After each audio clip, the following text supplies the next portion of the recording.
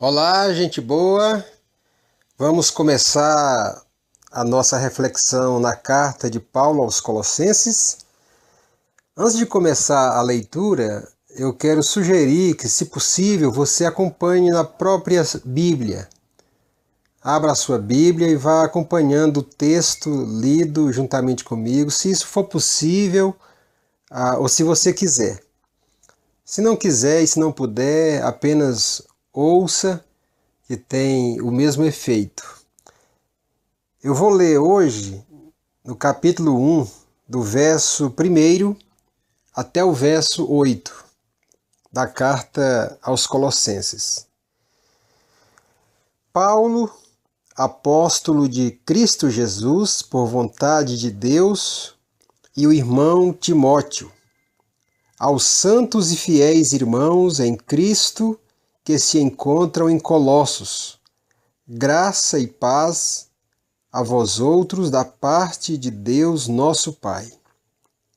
Damos sempre graças a Deus, Pai de nosso Senhor Jesus Cristo, quando oramos por vós, desde que ouvimos da vossa fé em Cristo Jesus e do amor que tendes para com todos os santos, por causa da esperança que vos está preservada nos céus, da qual antes ouvistes pela palavra da verdade do Evangelho, que chegou até vós, como também em todo o mundo está produzindo fruto e crescendo, tal qual acontece entre vós, desde o dia em que ouvistes e entendestes a graça de Deus na verdade.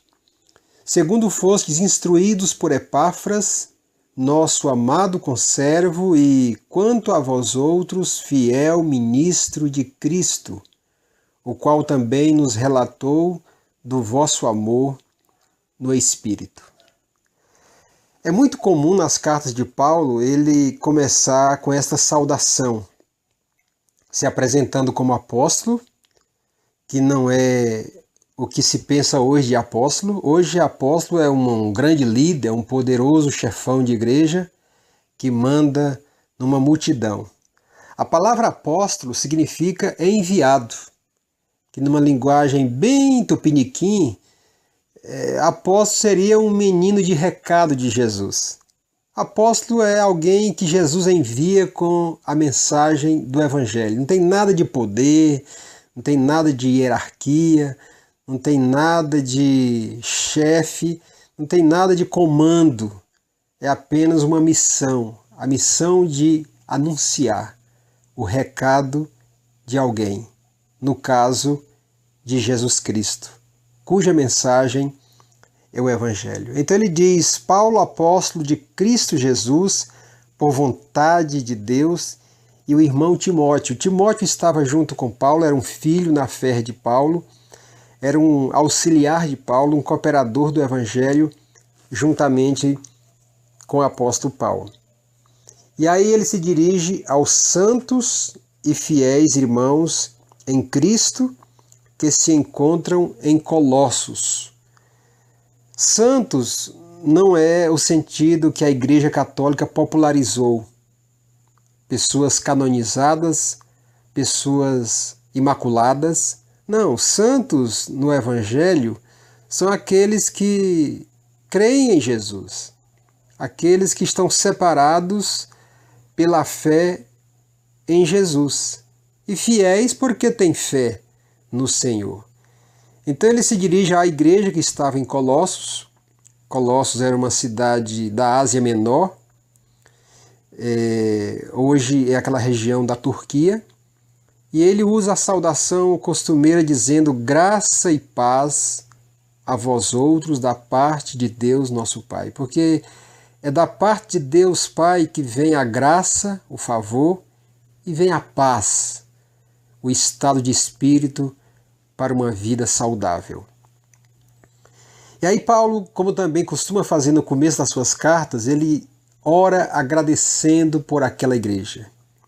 Ele diz: damos sempre graças a Deus, Pai de nosso Senhor Jesus Cristo, quando oramos por vós. Ele chama Deus de Pai. Pai, na boca de Jesus, é o nome mais comum para Deus.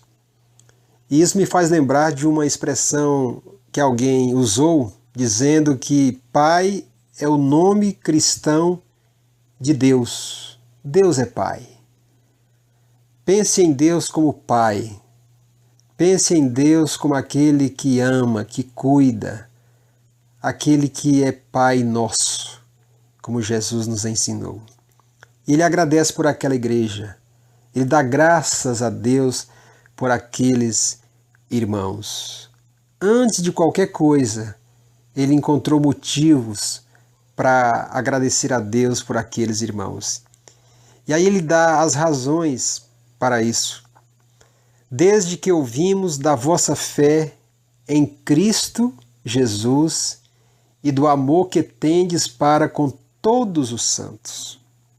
Ele fala da fé que eles tinham em Jesus e fala do amor que eles tinham de uns para com os outros. Depois diz no versículo 5, por causa da esperança que vos está preservada nos céus, da qual antes ouvistes pela palavra da verdade do Evangelho. Note que ele fala aqui de 3 virtudes cristãs que são sempre enfatizadas nas cartas de Paulo: a fé em Jesus, o amor fraterno e a esperança da vida eterna. Sem essas qualidades cristãs, sem essas virtudes que Deus dá, a vida cristã não é sadia, não é saudável. O justo vive pela fé em Jesus. E o amor deve ser a expressão da nossa relação para com os irmãos, para com todos. E irmãos aqui não é apenas aquele grupo de igreja, não é apenas o nosso grupo seleto, mas quando pensarmos em amor, pensemos em todas as pessoas. Amemos a todos como Deus ama a todos. Depois ele fala da esperança que está preservada nos céus. Note que é uma esperança cuja âncora está nos céus. Não é apenas aquela esperança dos nossos desejos, mas é a esperança das promessas que Deus dá, que Deus nos faz. Então, que estas 3 virtudes sejam a marca da nossa vida: a fé em Jesus, o amor de uns para com os outros e a esperança que nos está reservada nos céus. Ele diz que esta mensagem da fé, da esperança e do amor cresceu tanto que já estava se espalhando pelo mundo todo e dando fruto, muito fruto, conforme a verdade do Evangelho. Depois ele diz que Epáfras, que era um conservo, um auxiliar de Paulo também, provavelmente o fundador da igreja de Colossos, é quem havia instruído aqueles irmãos nas verdades do Evangelho. E aí o verso 8, que é o último que lemos, diz: o qual também nos relatou do vosso amor no Espírito. Epáfras deu um relatório de como estava a igreja de Colossos e disse que aqueles irmãos viviam no amor do Espírito. O amor que vem do Espírito Santo. O amor é fruto do Espírito Santo. O verdadeiro amor vem de Deus para nós. Nós não temos capacidade de amar aquele amor ágape, aquele amor verdadeiro, aquele amor sacrificial, aquele amor desinteresseiro. Esse amor só Deus nos dá. Então que fiquemos com essas 3 palavras para hoje: a fé, a esperança e o amor. Como disse o apóstolo Paulo na carta aos Coríntios, na primeira carta, capítulo 13, de tudo que Deus tem nos dado, o que permanece é a fé, a esperança e o amor. Esses três. E o maior deles é o amor. Que Deus nos abençoe. Amém.